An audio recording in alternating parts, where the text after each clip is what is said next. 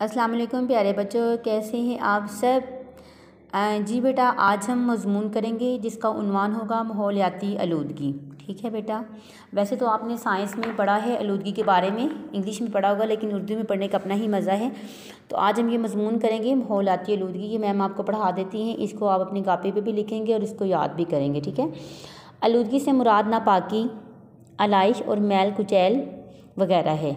आलूदगी की मामूली किस्म का ताल्लुक़ तो हमारे जिस्म और लिबास से है। हमें जैसे ही एहसास होता है कि हमारा चेहरा या लिबास गर्द से अट गया है तो हम फ़ौरन मुंह हाथ धोना या लिबास तब्दील करना चाहते हैं। आलूदगी की बहुत सी इकसाम हैं, जैसे फ़ज़ाई आलूदगी, आबी आलूदगी, ज़मीनी आलूदगी और सूती आलूदगी वगैरह।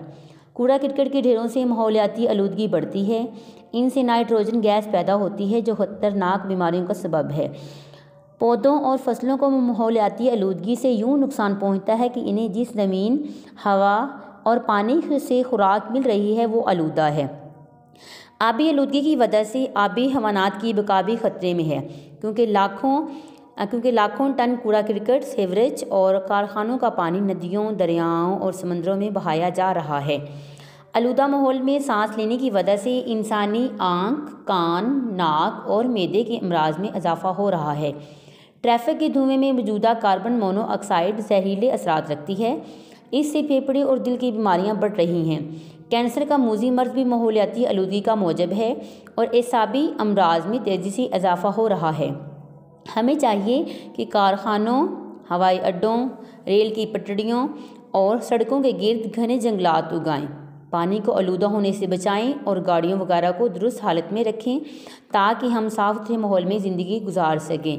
तो ये बेटा बहुत ही अहम टॉपिक है, तो इस पर आपने मज़मून बनाना है। आप मज़मून लिखेंगे, इस पर अपनी कापी पे लिखेंगे, उसके बाद आप इसको याद करेंगे और उसकी प्रैक्टिस भी करेंगे, क्योंकि ये बहुत ही आसान मज़मून है। इसको हम बारहा साइंस की बुक में भी पढ़ चुके होंगे, इंग्लिश की भी बुक में पढ़ चुके होंगे।